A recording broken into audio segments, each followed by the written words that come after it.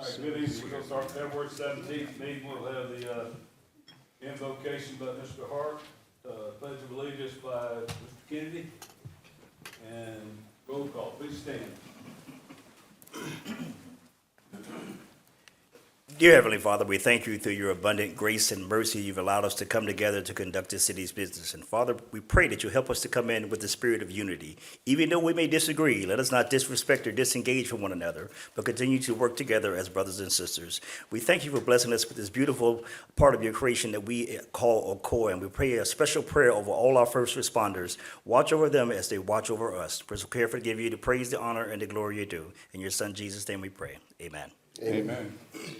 I pledge allegiance to the flag of the United States of America and to the republic for which it stands, one nation, under God, indivisible, with liberty and justice for all.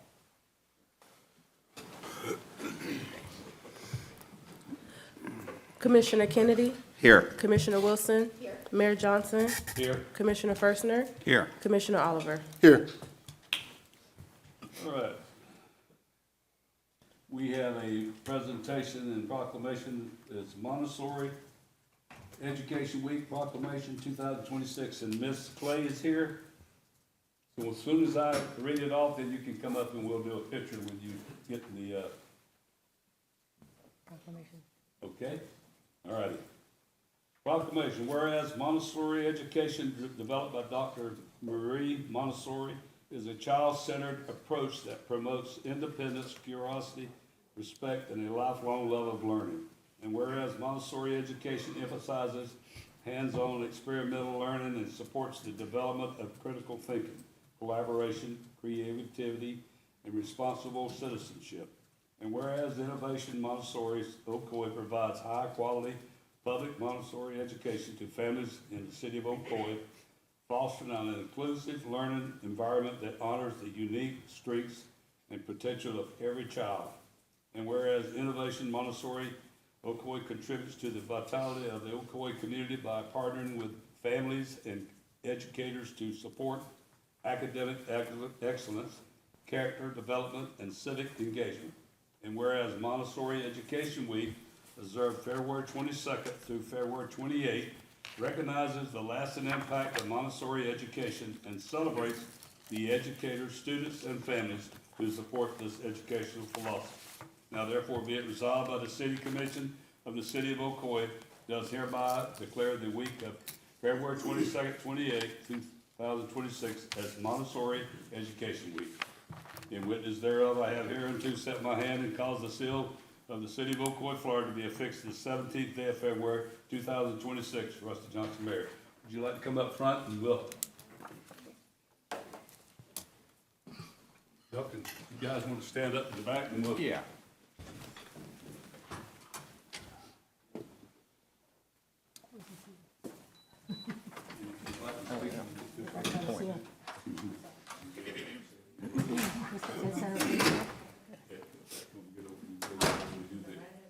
Here you go.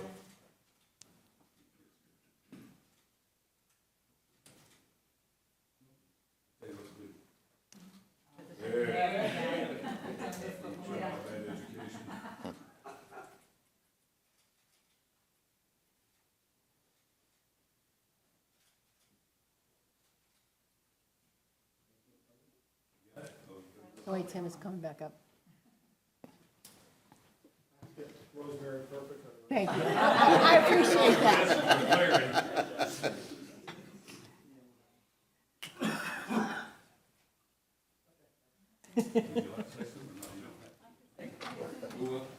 Make sure it's on.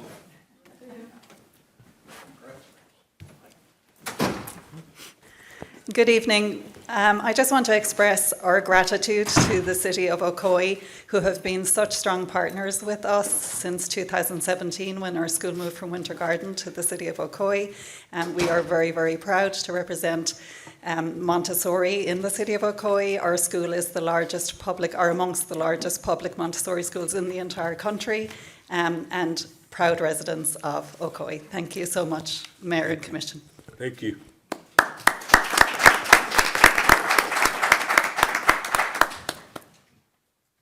All right, Ocoee Middle School renovation project update. I don't have your names here, so just come up and give us your names. We can do that. Hello, thank you for having us, commissioners, and thank you to everyone from the city of Ocoee.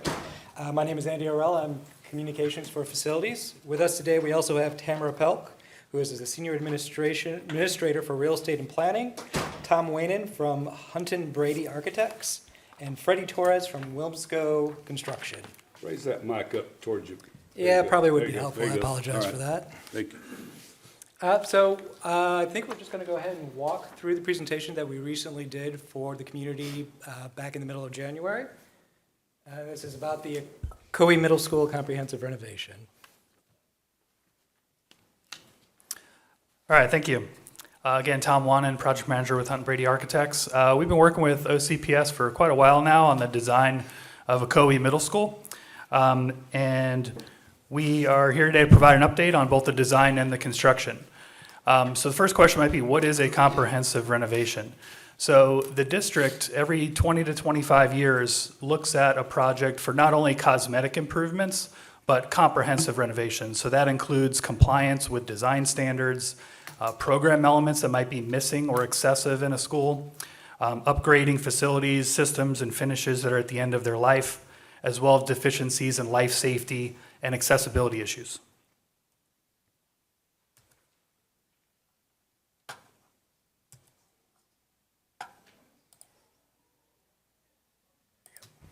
There we go. All right, so the school's located just to the south of us, right along South Bluford Avenue and between Lafayette and East Delaware Street. It's about 180,000 square feet of building area, about 20-acre site. There are about 1,483 student stations in the school. Parking, there's 156 spaces, and there's a queuing for parent pickup and drop-off that currently has 51, and we're proposing improving that so it could fit 84 spaces.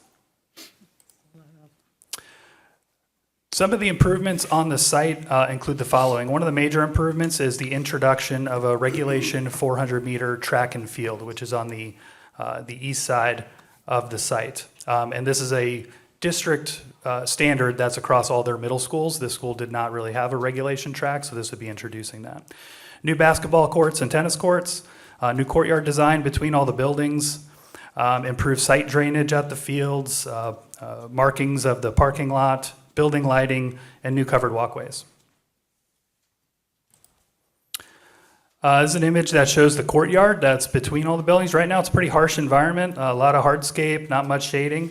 So we're looking to improve that with some shade trees, outdoor dining spaces for the cafeteria, and this is a nice, secure environment between all the buildings.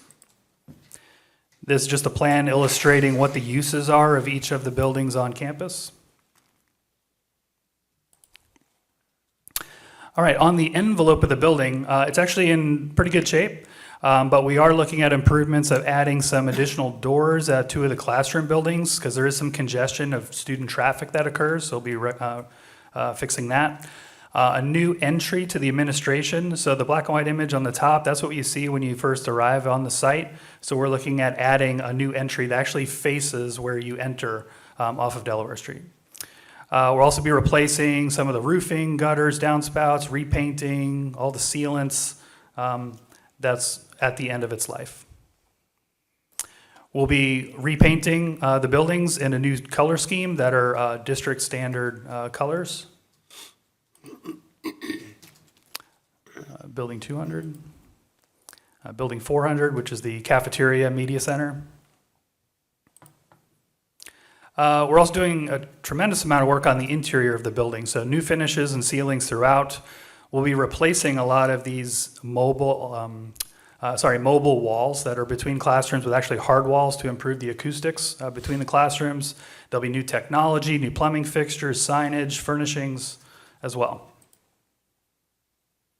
This is an image that'll show the new reception area when you first arrive to the campus and check in at the reception area. We'll also be remodeling the ESE spaces, classrooms, as well as relocating the art from building 200 to 100 with a new art patio. The old art building, which is this building here, will actually be repurposed as an agriculture lab. It has a nice outdoor area that's enclosed with walls that could be used for gardening projects for the school. In the classroom areas, on the inside, there are these what were intended as collaborative areas between the classrooms, but they really haven't been functional that way. So we're looking at improving that completely, opening up a little bit further so classes can come together and have a collaborative learning space. In Building 400, which is media, dining, and music, we'll be updating all the finishes as we said before. We're going to be completely gutting the kitchen and doing a whole new kitchen with serving lines. The music suite as well. This school actually doesn't have a vocal room, so we're actually doing an addition on this building to add a new vocal room, as well as the other accessory spaces that go along with that. The gymnasium also was found to be missing some program elements and had some excessive program elements, so we're repurposing some of those spaces to conform with the district requirements for middle schools. And building systems, so it's getting all new mechanical systems throughout the entire campus, plumbing systems, fire alarm technology, lighting, emergency generator, lightning protection, security systems as well as new kitchen equipment. The district requires that any major renovation or new construction project meet sustainability goals. So this project is looking at the Green Globes certification program and is designed to achieve 2 Green Globes. Some of the things that contribute to that include high efficiency mechanical equipment, a light colored roof for reflectance of the solar energy, Energy Star equipment, and water saving fixtures. And I turn over to Freddie Torres to talk about schedule. All right, good evening. My name's Freddie Torres. I'm a senior project manager for Williams Company, and I'll be the on-site project manager for this construction project. I'll start with just some of the stats for the project and then move into the schedule. So again, starting with the construction budget currently is around $62.5 million. And just to reiterate a couple of the stats that Tom already mentioned, student stations, it's a little over 1,200. The project size is a little over 179,000 square feet, and it's sitting on 20 acres. And right now, the scheduled completion or substantial completion for the project is in the spring of 2028. So I'm going to start with kind of just an overall view and progressively get into more detail on what the schedule is. This first one here is an overall view of the project. Looking to get portables installed here starting as soon as this month. The portables themselves actually won't start rolling in until the beginning of March, but we're looking to get the site prepped here within the next couple weeks. Once those portables are completed at the beginning of summer, we can start the main construction. And as I mentioned, the goal or the schedule right now is to show us completing in the spring of 2028 with a final completion in the summer of 2028. Oh, I think we skipped a couple. All right. There was another schedule slide in there, but this one really goes into the graphic representation of how we're going to be building the project. So as soon as those portables are completed in phase 1, we can then start the main construction, which would be phase 2, which we jump into building 1. Currently that's building 3, but it's the administration building. We have coordinated with the school right now to make sure that we keep that kind of Sallyport entrance, the main reception, open for the first start of construction so that we kind of don't affect a lot of the student pickup and drop off while we start construction. But we would be renovating all of building 1 at first, starting this summer, going through the end of the year, and then jumping into building 3, which is the other classroom building, which the big part of that is prioritizing the classroom building so that we can quickly by the next spring of 2027, start removing those portables and get into the construction of the athletic fields and the renovation of the parking areas as well. The final phases would be buildings 4 and 5, and starting in 2027, looking to complete in 2028, as I mentioned, with the kitchen, primarily that work going on over the summer of 2027. And then the gymnasium work, as well as the new administration or the new additions to Building 4 happening over the summer of 2027 through the spring of 2028. We'd also be taking advantage as much as possible of those summers. So as you can see here, shaded in blue, we'd be pushing to get the bus loop completed over that first summer so that we could minimize our impact to the bus routes. And I think that's it for that slide. Here you'll just see where the portables are intended to go. So they are all on the east side. There's 26 portables in total. It would be one of the few times that we are impacting Lakeshore Drive. It is our push to make sure we're impacting that Lakeshore Drive as minimal as possible.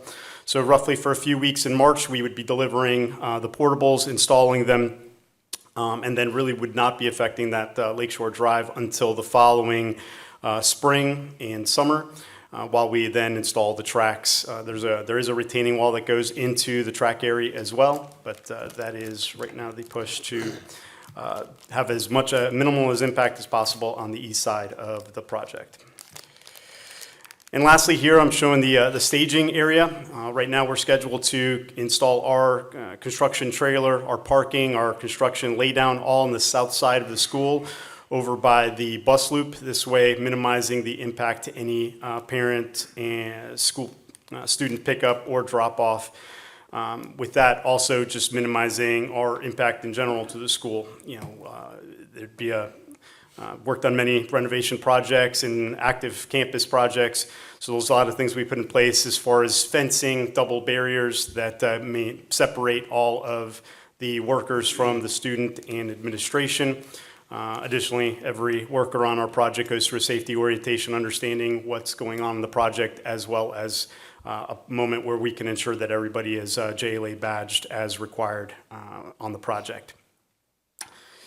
And that, I believe, is the last slide. So I don't know if we have any questions or time for. Is there anything that we can answer for you or any questions? I've got some citizens, I'm gonna let them come up. Okay. So we'll let them also be at the mic also, so Oh, then you can answer, when they get through, we'll let you have, see if you got the answers. excellent. All right, we'll start off with Justin Jansen. Scaredy cat. Kathy, you first. Hi, Kevin. Hi, gentlemen, how y'all doing?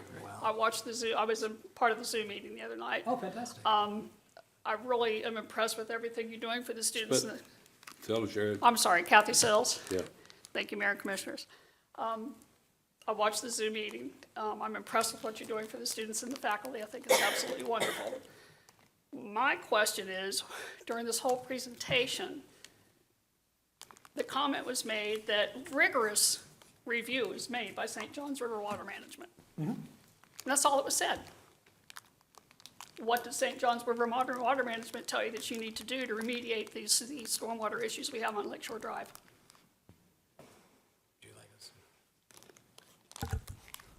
Great question, and thank you for bringing it up. Part of the research that we do when we start these projects is to take our plans to places like the St. John River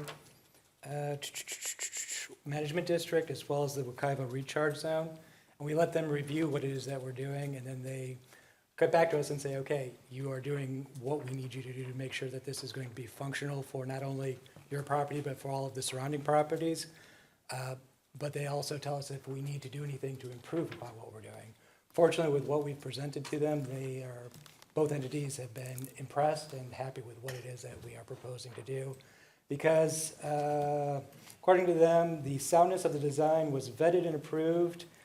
The proposed stormwater retention design has been assessed and shown to have no deleterious impact on septic systems on neighboring properties, regardless of their septic systems are considered non-compliant to FDEP regulations, and the improvements now planned greatly help the drainage conditions to the surrounding properties by further capturing attenuation stormwater runoff to below the conditions existing before the school existed, and more so than the current system in place. So, Which means what? which means that we are going to improve the situation from what it is now. Elaborate on that if you would, please. I've lived there since 1985. Pat, you got, hold on. You gotta get in the Speak in the mic, Sorry. Kathy. I've lived in this property since 1985. Ms. Robertson, Mr. Jansen have been there not quite as long. You've been there for what, 5 years now? 4 years. Okay. We have had our foundation eroded because of so much standing water from runoff from the school. Patty's property has been flooded. Her foundation was eroded because of so much water coming off of the school property. During this whole process, St. John's, Recliver, whatever, nobody came down and asked anybody, do you have any issues down here? The current dry pond overflows. South Lake Shore Drive during a storm event looks like a river. After a storm event, we have standing water in our road that has effluent coming from all the septic tanks, or drain fields, not septic tanks, but the drain fields. And it sits there for weeks. So that's my question. You're saying that you're doing this and you're doing that, but nobody has asked what's going on. Are you having any issues? What can we do? Years ago, St. John's, or excuse me, the school board, back when we had a previous engineer, put a,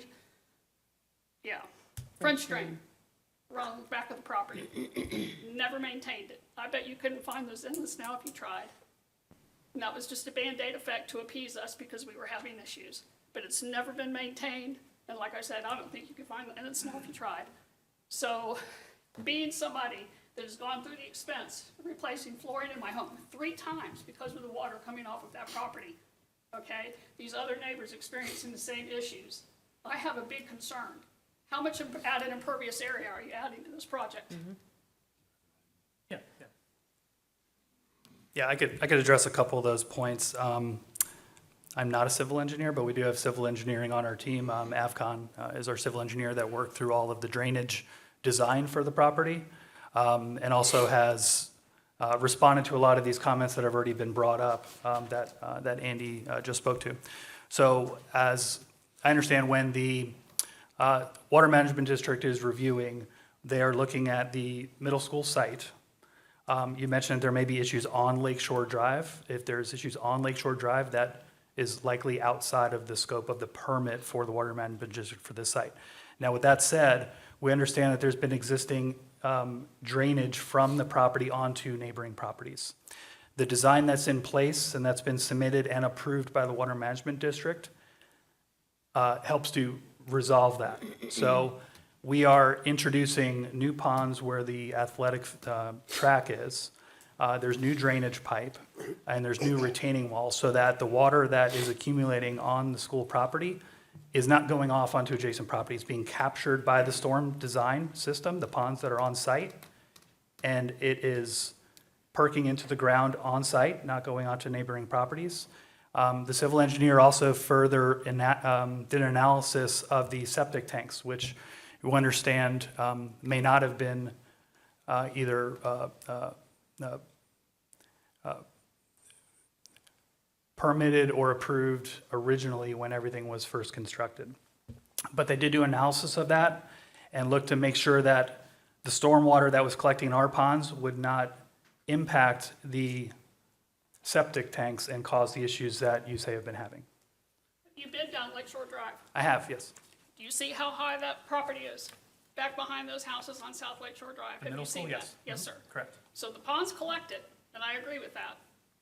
The water goes down and comes out to the lowest point. Where do you think that is? The properties along South Lakeshore Drive. So right now, there's a big hill from the middle school site, and it berms down like this. Yes, So sir. what's changing, instead of a hill, there's gonna be a wall. So the water that's falling on there is being captured on site, not rolling down onto the adjacent It properties. eventually sinks down and comes out, sir. It collects in the ponds on the other Okay. side of the wall and is piped to the storm system that is designed to outfall into Stark Lake once it reaches capacity. Which the city is now spending tons of money to bring Stark Lake back to its original condition, and now you're saying you're gonna add more runoff to it. The next question is the traffic. With this track, how much traffic is gonna be allowed down South Lake Shore Drive? I've been told none, unless it's emergency vehicles. My next question is, that's great, but if that is not the case, and we end up with traffic, who do we call and complain to get it to stop? Oh, breaking things here. And first off, thank you so much for all of your questions. Can you I know speak that into we've the been. microphone? Speak Oh, into the I microphone. apologize. We can't hear you. Thank you so much for coming to us with these issues. We've really been a lot of fun communicating with you and your neighbors throughout this process, trying to keep you informed as to what's been going on with this.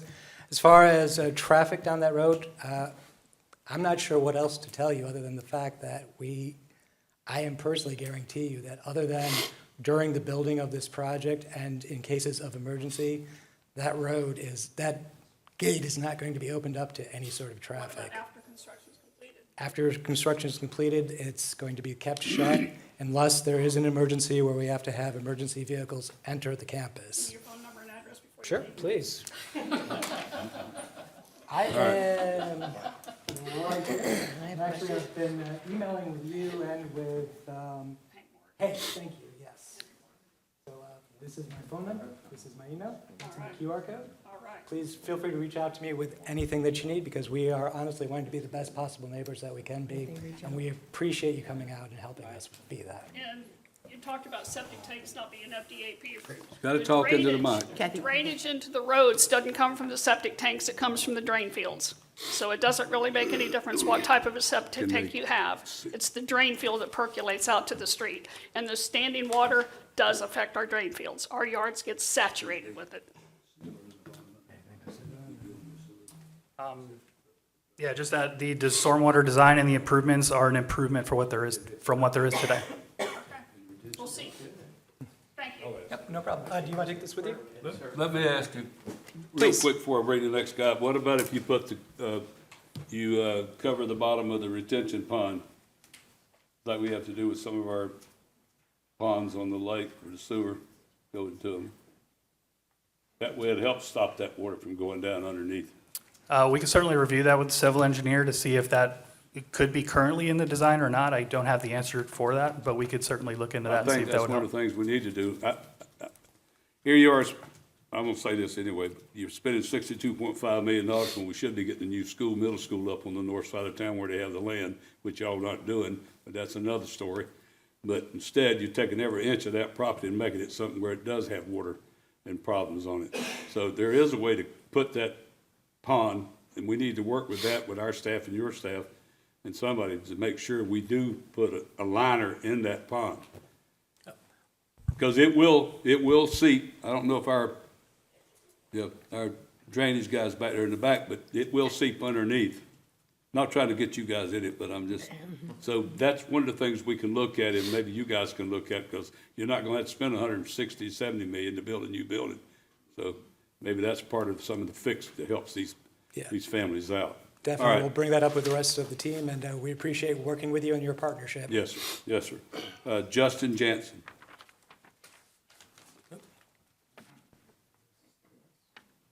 How's it going? Hey, Thank you. Live at 207 South Lake Shore Drive. You had my house up there a couple times. Are you all increasing the retention area for the ponds? Yes. Okay. Just want to make it known, bring it up that we've all had issues down there. So, won't take any more time. Thank you. thank you. Okay. Patricia Robinson.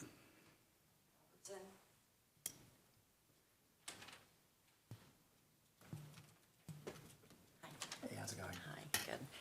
I'm Patricia Robertson. I live at 220 South Lake Shore Drive.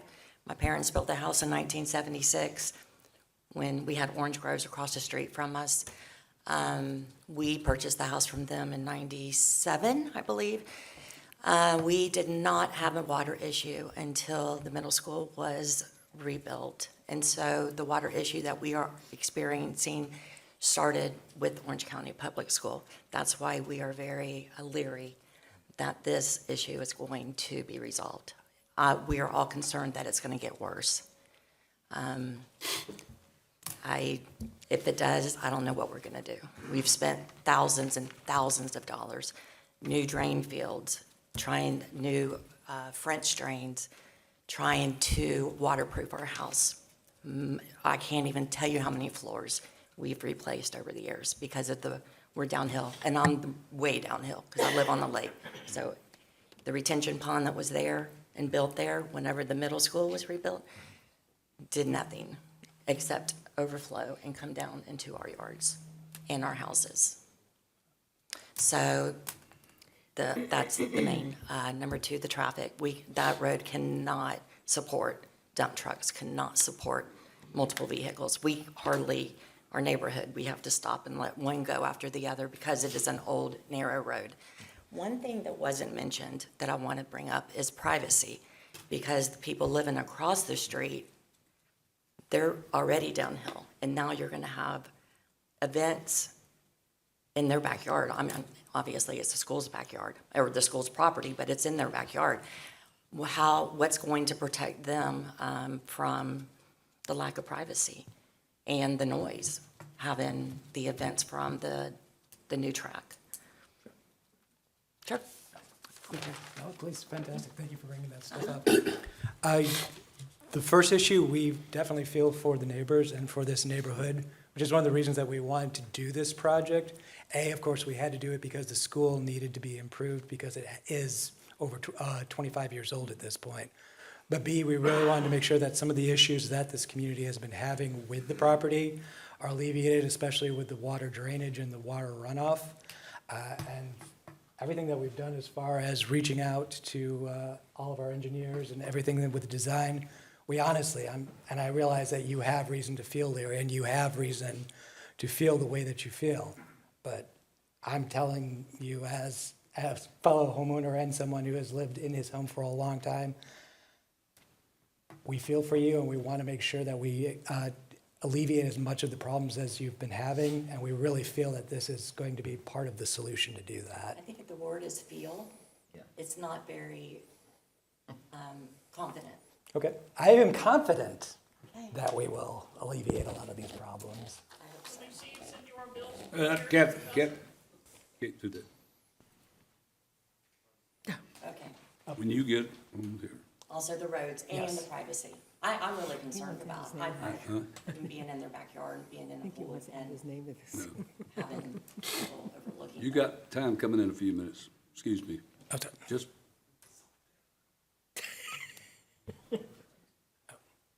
What?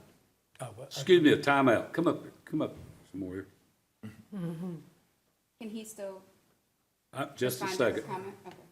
PowerPoint's not on this, unless you want me to. No, I know that, but I'm asking you. I didn't, this is not open for that. It's open for them right now. You didn't fill out a form for that. I will. That's why it was. All right, you got 3 minutes. We got one more. Fill out the form. Yes, sir. Do you want to respond on the privacy? Yeah. Yeah, just speaking about the privacy concerns, so just, the elevation of the field, the height of the field that's out there today, and with the improvements of adding the track, it's relatively the same height. So the students that are out there on the field today that can see into the neighboring properties, it'll be essentially the same after the track is built. There's no difference. The field doesn't really get used that often. It's an empty field. Students have access to that whole area. They may not go back there very often. When the track is built, there's a small seating area that's kind of in the middle of the track. It's also far away from the Lakeshore Drive area. So there should not be any reason for parents or students to go to the opposite side of the track. It will be the same as if they were to do it today. So there's no difference in visibility between today and when it's constructed.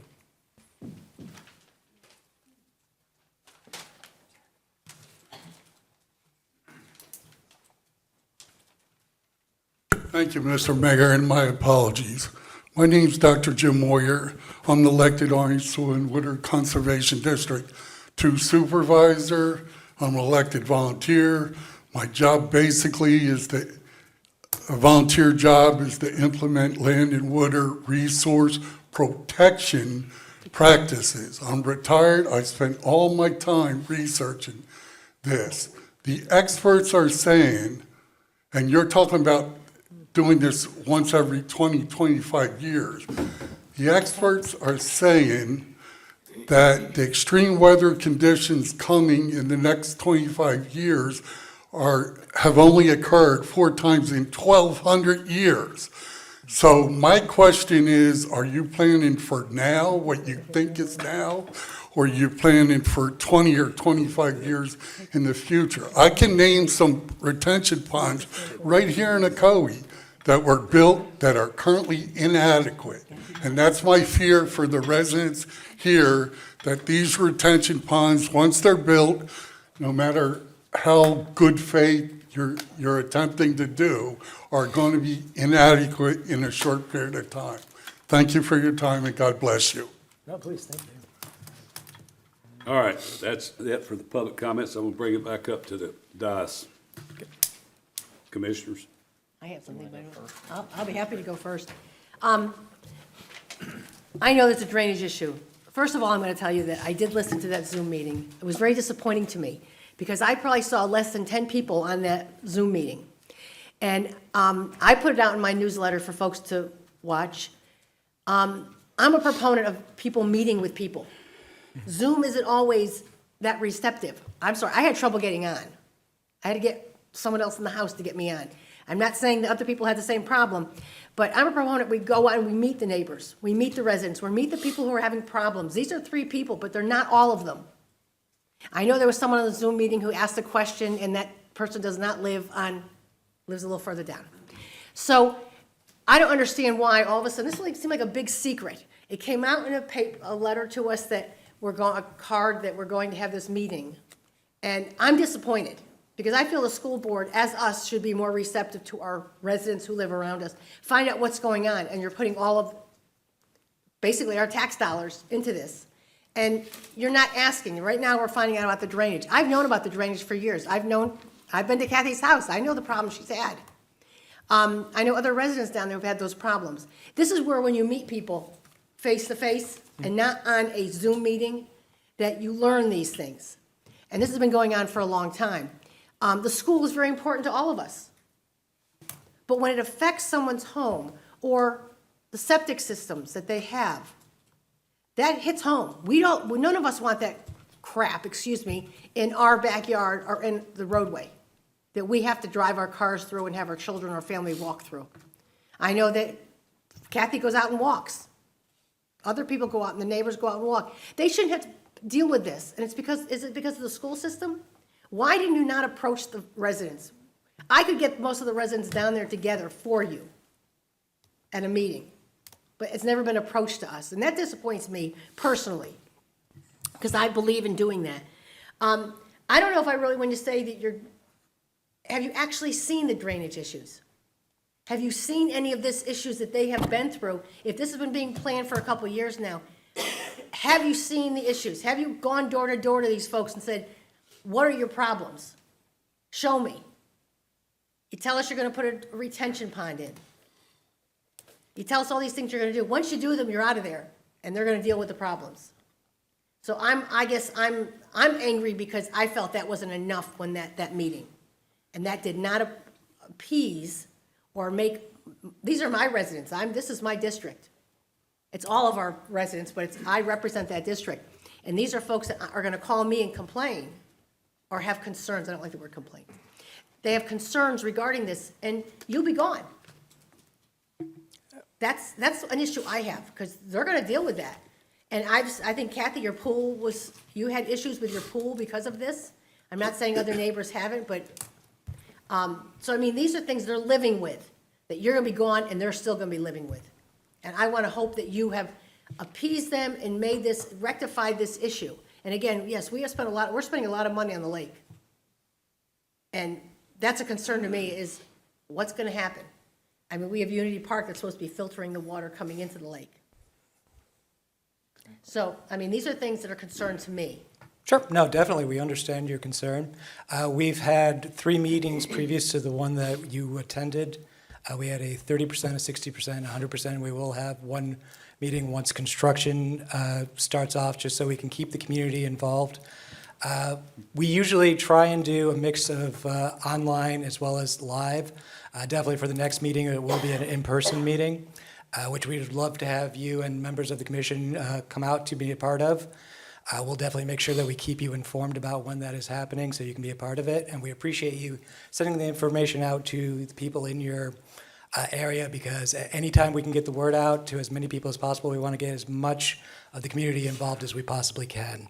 As far as us not being there, we're going to be there for at least another 25 years. So if there are any concerns by either you or by this community, we are definitely there to make sure that we are able to take care of them and make sure that we're the best neighbors that we can possibly be.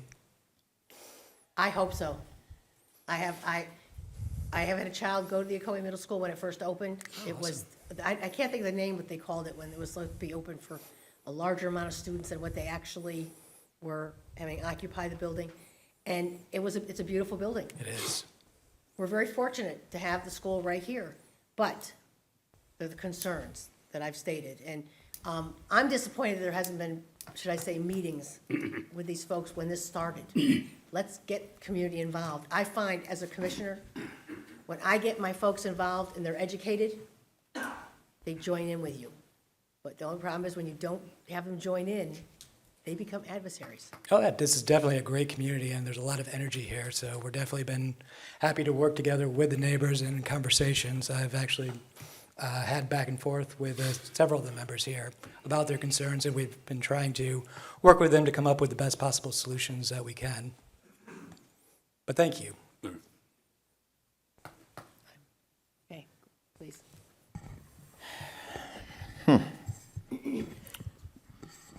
I'm pretty good at solutions. I like to fix things. And this is broken, and I don't have any idea what the solution is. So I'll just make a couple observations, and maybe I don't know what we can do. In my day job, I'm a CPA. I'm a certified construction industry financial professional. So I understand construction, and I understand finance and numbers.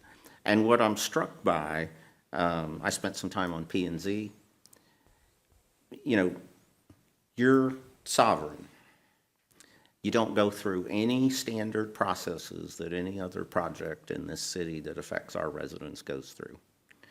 You haven't had the formal meetings with our citizens, P&Z, open to the public. You haven't had a site plan review that comes to us. And typically what happens, and I know the construction and the architect, the PM know this, you come to those meetings and you bring your engineer. Sometimes it's a lawyer. But it's never like this. Never. No matter what, if they're building a gas station or an apartment complex or a retail store, the conversation is never like this. You have been questioned with some very specific questions that have very quantifiable answers, should have quantifiable answers. Runoff rate, flood rates, water flow rate, et cetera. We see every project come this way. And your answers are all qualitative. Well, what is the engineering on the watershed? Well, it was rigorous. That doesn't mean anything, as Mr. Sills pointed out. And I don't know what we can do to get in your way, but I'm for whatever it is, to be honest, because this just doesn't meet a public standard of accountability. And I believe your spokesperson, PR office? Correct, yes. To look at someone and say, we feel for you. I'm sorry, that struck me as inappropriate. There's quantifiable, tangible answers that should be given by qualified experts to us and to the residents. And it seems like that hasn't happened. The discussions, the Zoom meetings, clearly they weren't good enough. And clearly the people that live in the city around the school don't have the information that they should have. I don't know what you can do to do that, if you can release an engineering report, if somehow there needs to be involvement with our group. I don't know. I have no idea what the solution is. But I want you to hear, this is really, really, really bad. And your answers, with respect, are really, really, really bad. And that's my comment. Well, I appreciate your words, Commissioner Kennedy. Just to follow up on what you mentioned, we have had the engineers at our, like I said, 3 previous community meetings, 4th that we just had. So we've had them there to be able to answer these questions. I was told that we were just doing an update on the project, so I did not bring our engineer, and I apologize for that. Fair enough. Thank you for the answer. I appreciate that. I respect that. Commissioner Forrester. Your project in general looks very nice. It's going to enhance the cosmetics of the school. Unfortunately, OCPS has dedicated, what, $62 million to this project, somewhere in that neighborhood? And it isn't doing a thing to increase the educational value to our students. If OCPS really wants to address the educational problems that we're all facing, they might want to look at filling the vacancies of the teachers that we're experiencing nationwide, but particularly here in Central Florida. They can't get teachers, and they're substituting people that are not qualified to be teachers, and this is a disservice to our children. We also need to increase the capacity of our schools. We're overflowing. People are grasping at straws, trying to find other places, such as charter schools, private schools, whatever, to put their children in. Education in this country has gone down the drain, sorry. And I know that you have nothing to do with that, but that's just my 2 cents that I wanted to add. And good luck with your project. You're facing a lot of problems that you have to overcome. I appreciate that. Thank you. Commissioner Oliver? I actually wasn't going to make any comments at all about this particular project. But I feel I am compelled to make a few comments about this. The comments that I have is mostly just for the record. The day you had the meeting, the Zoom meeting, I actually met with the school board member that day. And we talked about the school, and we talked about some other issues we're having with overflowing and the lack of another middle school in our city. This project is going to cost $62.5 million. It costs between $55 million and $100 million to build a new K-8 or K through 8. Which is what we desperately need. So you're taking this money, this $62.5 million to spend on renovations, which is needed based on some type of algorithm that was created, say, okay, when it hits 25 years, then we have to come back and do the new standards. I get that, and I understand that, and I understand those things have to be done because of compliance issues. I do. But when we look at it in its totality, we have over 55,000 residents in our city. We have kids, we have 3 elementary schools, we have 1 high school, 1 middle school. And I know that the numbers, the school board used the numbers of the charter schools to try to balance out the numbers of our public schools to try to keep them below a standard so it doesn't trigger a new school. You've owned land up to 20 acres or more on Ingham Road for years that's been plotted for a new school that can cost between $55 and $100 million to build. So now, why don't we just take that money, build a new school, go to the old school over here, move those students from that school to this new school? It's been done before, because before Ocoee High School was there, all we had was West Orange High School. And all those students that lived in Ocoee and Winter Garden went to West Orange High School, and they were not overcrowded. But we still built Ocoee High School, and we separated those kids from Ocoee and Winter Garden. Now, I don't see the problem with taking those kids from Ocoee Middle School, moving to a brand new school, and then work on the issues that we have to work on in this school here. I'm not saying close it down. What I'm saying is work on the drainage, the stormwater drainage issues, take away some of the impervious land that you're covering that's causing some of this problem, and then do it right for the neighbors. Take half of those students and put them back into the school after you've renovated it. Now we've actually taken that money and put it to a good purpose. So that's just my comments. It was just for the record. But again, that may be a simple solution. I may be crazy, I don't know, but I'm just saying that it just seems to make sense because it's been done in the past. Nope, I And appreciate that it. money could be used for a new school for us. Nope, that's a great point. Thank you, Commissioner. I will definitely pass that along to people much smarter than me. I will, I will say that as you're not the people that we should be saying things, we say them to them, but we don't ever hear from them. But I will tell you that I was here years and years ago, back when my son played baseball back on that back field back there, some of the problems then were the same thing, but nobody ever corrected them. That's been 50-something years ago, 45 years ago. That's never got straightened out. The problem we got is just what they've said. The sovereignty doesn't give us any, as they might say, hammer or to do anything with the county.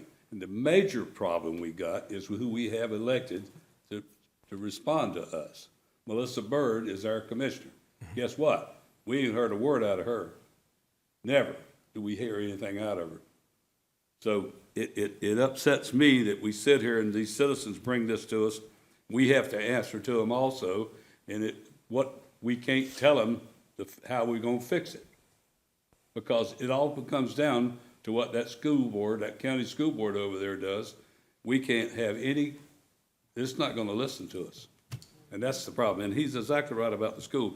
We have 400, maybe 500 kids on every morning sitting down here on the road trying to go somewhere to get in. They got the gates locked to keep them out of the school until the exact time the school bell rings. Safety factors all over the place. Do you think we get any help out of them? No. They have the whole back place back there where they come into the offices. That could be where the kids go. But instead, which is another issue altogether, but these kids are all running up and down the street, going across the street, going to the donut shop, anywhere. Of course, the donut people like it. But, but they care nothing about what goes on with the children here, which I think it's just devastating to look at what they think. But they're sitting in that orange tower. I think it's still orange or kind of amber looking down there. And that's where they don't come out here. They don't look at what we've got. You're going to put portables out there and spend the money on that, then take them out again and all that and do that. Just like you said, there's 15 acres sitting up on the Ingram Road in a great place that would be for a school. But instead of spending $62.5 million where we can get a track in the back and redo a few of the rooms. That's supposed to be state-of-the-art school is what we were told. That school, when they did that, was supposed to be the state-of-the-art. Well, I don't know what art they're talking about, but it's not the one I'm talking about for education. But I'm not trying to get on to you guys. I know you get sent out to do but I'm telling you, somebody's got to wake up. And I personally think we need to send a letter down to the school board and also send, it won't do any good, but Melissa Byrd should have been in our city, especially tonight when you're coming, she should have been here too. So I think we need to let them know, and you can tell her for us, I won't be voting for them. That's what I hear that all the time when I'm running for office. Well, if you ain't doing that, I ain't voting for you. So I get to say it. Speaking for Commissioner Byrd, I apologize. I did not, like I said, I thought we were just doing an update. I didn't realize that there was going to be the open conversation, so Right. I didn't invite her, so that's completely on me. Well, I apologize she for ought to know that. it on herself, sir. All of us up here, we have to keep up with what's going on and where they're at in our districts. I have the old city, but each one of us are supposed to be responsible for doing that, and I'm not holding you responsible for it. All But we right, will thank you. definitely let everyone know that what you have said tonight, and make sure that they understand what has been said, so that hopefully we can get some improvements and make everyone a little bit happier. I just believe that they need to take a little more consciousness about what's going to happen up here on that school ground, and especially these citizens that stay back there. Definitely. Thank you. Thank you. Thank you. All right. All right. Staff report. Thank you, Mayor. I have a couple of items. The first one is we'd like to pull item number 6, which is the approval to award invitation to bid for the Ocoee Downtown Septic Sewer Connection Project. We just want to move it to the March 3rd meeting. We had a bid management system error, and so we just simply want to move it to the next meeting. The second item I have is kind of an update, follow-through from October, when you authorized myself and Commissioners Wilson and Mayor Johnson to go to Washington, D.C. on behalf of the coalition for the zip code change. We made substantial progress, and we were paired with 2 other cities who are also in Senate Bill 1455, which only includes municipalities that have been through multiple appeals and been denied unilaterally by the U.S. Postal Service. So they are recommending a spring trip that would be March 16th and 17th, 2 full days of lobbying. One of the accomplishments we had during the previous trip was we moved it out of committee, and Senator Paul is now actually championing the bill, whereas he was opposed to moving it forward previously. And they want to try and hotline the bill. So they're recommending that we come back 16th and 17th. So I would just be seeking authorization for you all to agree to send the three of us again, and we would respectfully request to pay out a contingency. There's currently $107,000 and change in contingency. So I'm at the mercy of the commission. Is that a motion or a consent? If they're taking money out of the budget, Consent. probably will. It's out of contingency. Yeah, it's in the budget. Huh? It's in the budget, so. It's in the budget, contingency. It's in the budget. What we do is take a motion. I think we did a motion last time. Mayor, I wanted to add one other thing, because we're preparing materials right now, and there's going to be a little website survey that we're going to put together, and this is going to be the first of several that we're going to do, but there are a significant number of Ocoee residents who are paying higher insurance premiums for home and auto because of the zip code issue. And the more we hear from our citizens, the more power it is. Believe it or not, we spent a full day meeting with senator's office after senator's office. And the first thing out of their mouth is, do you have specific examples from citizens? Which, you know, with all the other crazy things that are going on, both in Tallahassee and Washington, you know, that was a great thing to hear. And, you know, Senator Paul actually was very empathetic and a great listener when the coalition met with him about this issue. And previously, he had been one of the main holdups for getting it out of committee. So this would have a huge impact to Ocoee residents because we are one of only a handful that have so many zip codes. And, you know, instead of the U.S. Postal Service expanding our zip code over the years, they've just expanded everyone else into Ocoee. So this bill would resolve that and unify the Ocoee zip code. Thank you. Sorry, Mayor. All right. Let's just do a motion for. That's what I said. I told him we need a motion. I'll make a motion. Motion made by Commissioner Kennedy. Do I hear a second? I'll second It- It's for taking the funds out of the contingency. Do I hear a second? I'll second that. Seconded by Commissioner. Yeah, Well, yeah, yeah, for the- absolutely. And Commissioner Forster made the second. Any more comments? I will make one comment about that. Senator Rand Paul, who I know if you don't know him, he's on the TV a lot, but he didn't even know that he had more than one zip code in that area of that town he lived in, which was kind of strange, I thought, but that's why he jumped on board. I will say, after all these years of this is the first glimmer of hope I feel that we got when we were there in October, because I'm not one that likes to go traveling like this, but I think it was such a positive situation that we ran into that, I had a glimmer of hope speaking to our different legislative offices, and I'm hoping that something can be resolved, because this has gone on for a long time. But it was very reassuring to have so many other cities with us. All right, let's vote. I think We did. we We don't- did. You did. You're good. Did we vote too? Yeah, we voted. Okay, all right. Craig, any more staff reports? No, sir. All right, public comments. Dr. Moyer. I called you Moore. Thank you, Mr. Yes, sir. Mayor, and thank you for indulging me earlier. My apologies because my PowerPoint was prepared Oh, I long know. before Well, I was gonna give you a couple more minutes on that. Thank you. As always, This is my disclaimer. I'm Dr. Jim Moyer. I'm the Orange Soil and Water Conservation District 2 Supervisor, and my comments are for my district and me alone, no one else. Imagine for just a moment that you're on a big, windy hill, and on that hill, you're walking,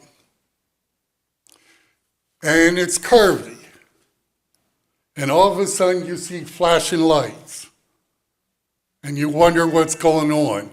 Then you see a triple wide mobile home that's going downhill, taking up almost the whole entire street. You know if that hits you, that's it.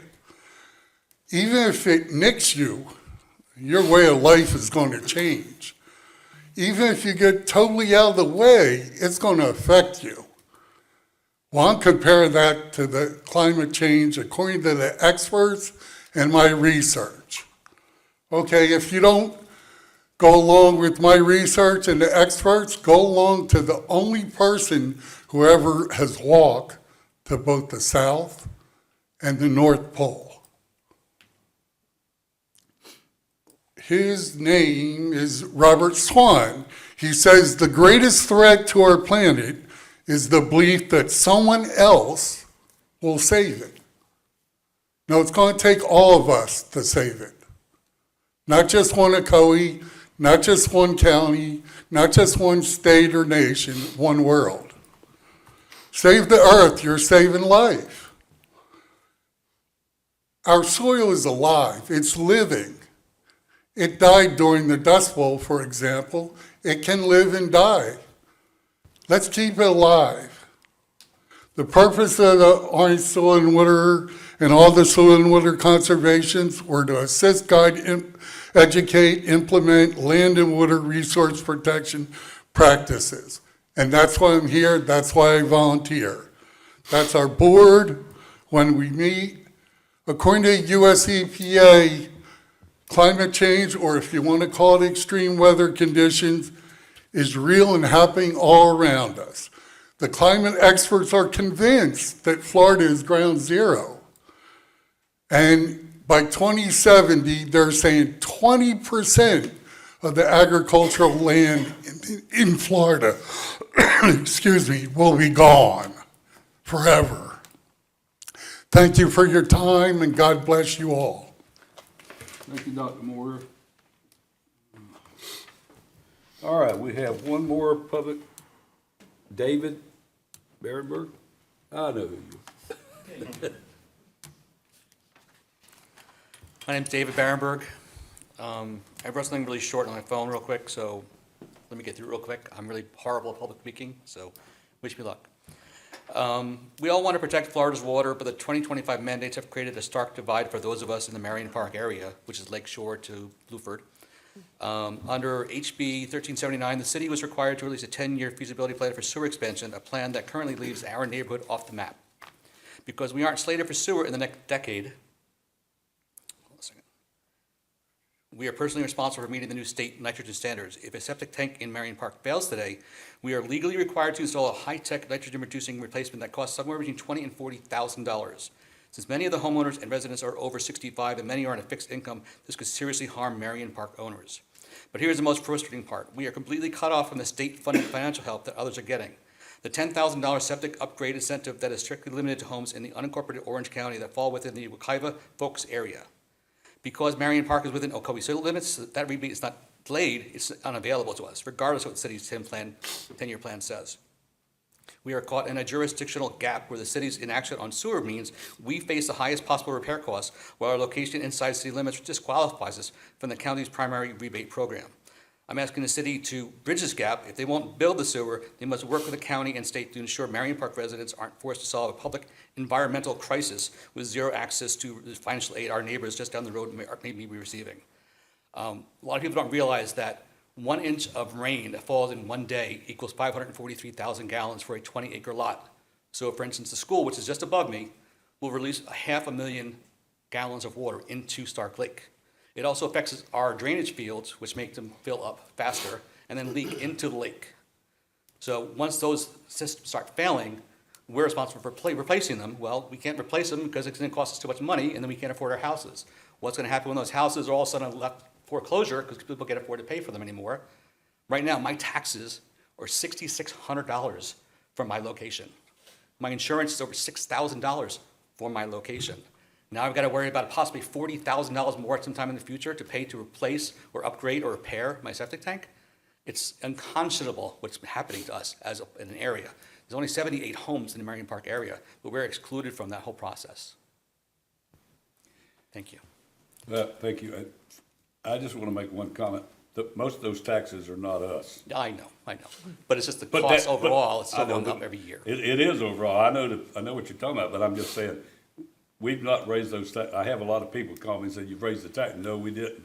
The city was. The county is the one that puts that. Yep. Once again, but yeah, Craig, you got comments you want to?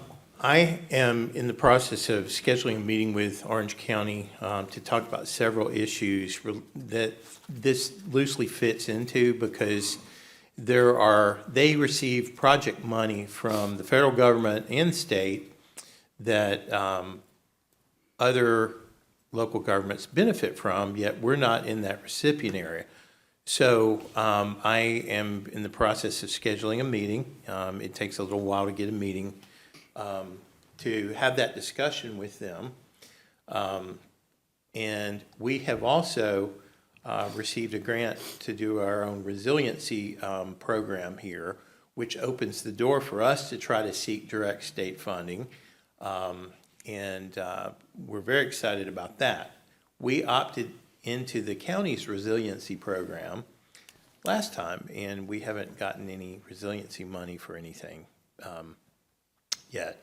So there are a lot of things currently underway to help try to resolve that issue that you have. And just to tag on what the mayor said, 39 cents on the dollar goes to Orange County Public Schools. And then Orange County is levying 4.43 mills to all Ocoee citizens. And, our millage, that's almost at our millage rate. We're at 4.95, and we haven't raised ours in 10 years. And a lot of people don't realize that. And we've kind of taken issue with the fact that the millage that the county collects in our city pays for our proportionate share of the constitutional offices and animal control and mosquito control.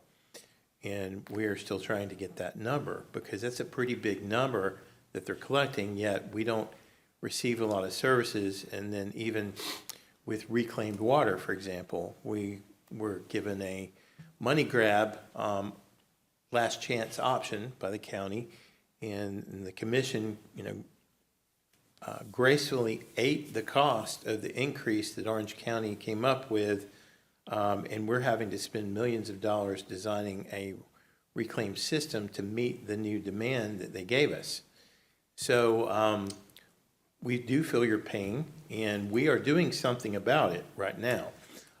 It may not happen as quickly as you might like, but we applied for and received the resiliency grant. The next step is to add some projects to it. So within the next year or so, we could actually see some funding come in for a project like this. So I want to give you some very good hope, because we're in control of it, since we're going out on our own and not falling under the county's resiliency program now. And I'd be happy to connect you with some of our staff after this, so that you can stay on top of the efforts that we have ongoing right now. So I know we have, our utilities director and assistant director are here, as well as public works. So I'd be happy to have them meet with you outside to give you some information about it. Great. We do want to help. Appreciate you coming. And spread the word, because we're going to have some very serious conversation about property taxes in the very near future, due to what's currently happening in the legislature. And it's going to be an interesting time for us, because the legislature is looking at reducing property taxes. And that's going to actually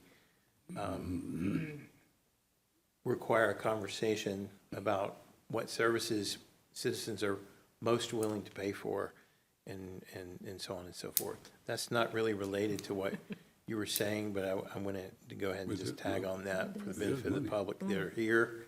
But with respect to the septic sewer or the sewer issue that you're having and the drainage issues that exist over there, we can try to get some of that money.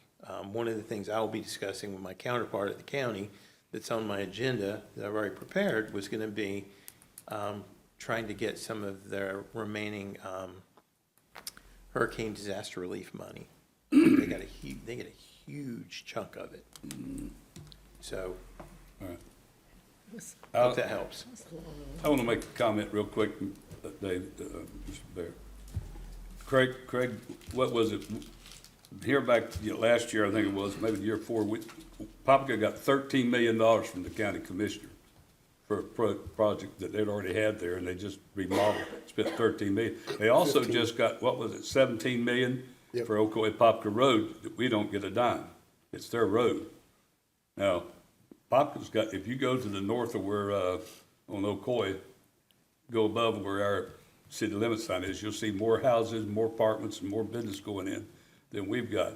But they are, we tried to get them to give us, Ocoee Popka Road, where we start wanting to wind it, how much money they give us. What was it, Craig, for they said they'd give us what? They want us to take over the road, including all responsibility for maintaining the right-of-way and drainage, et cetera, into perpetuity. And we asked them if they could, because there's at least $1.5 million to $2 million worth of drainage improvements that need to be made now, that our staff has documented. And we said, well, we'll take it over, but you need to make those improvements. And they said, well, we can give you what we have budgeted currently for that. And I was like, how much is that?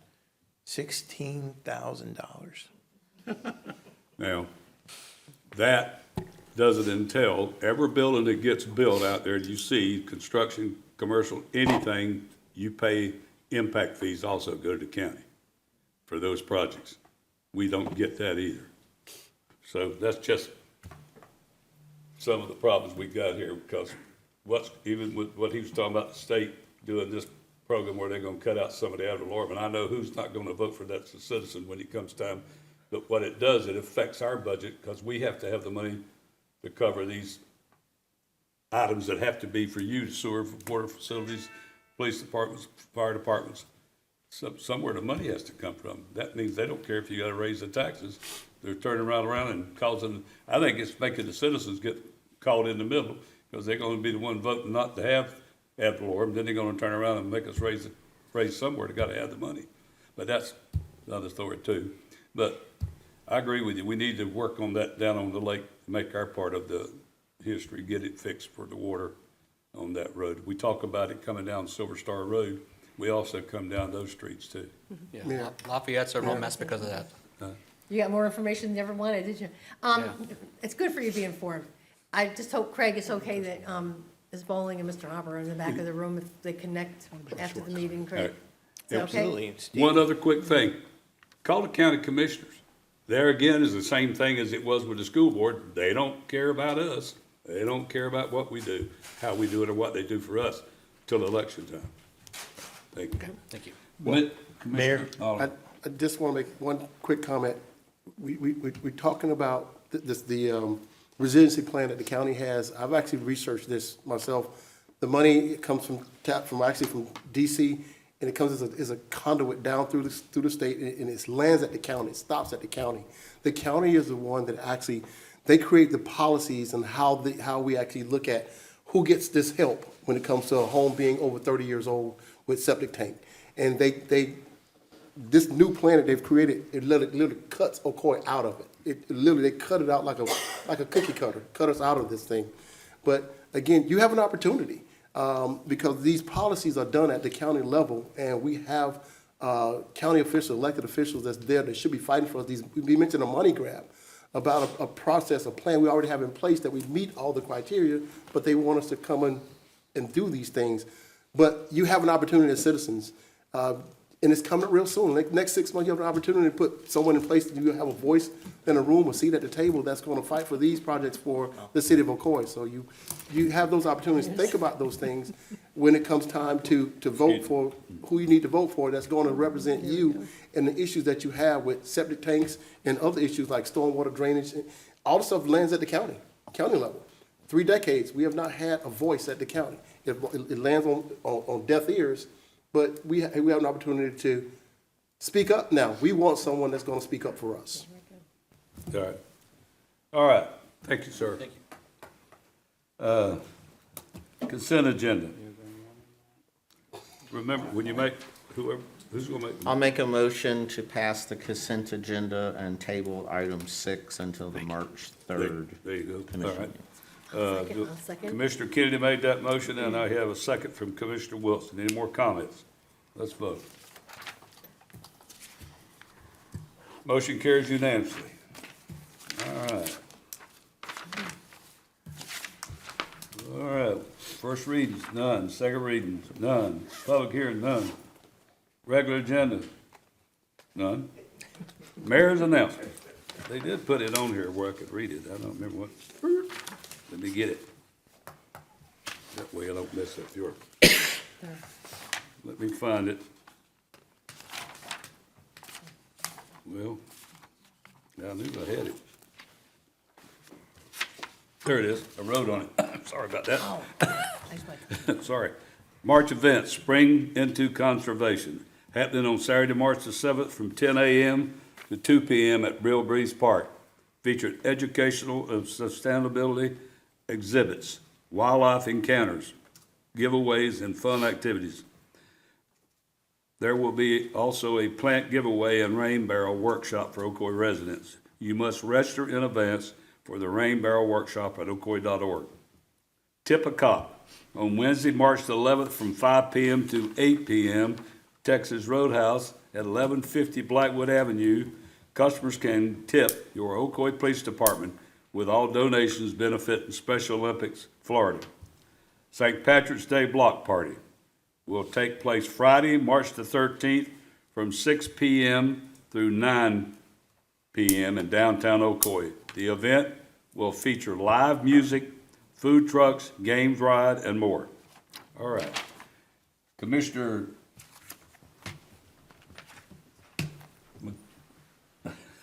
Oliver.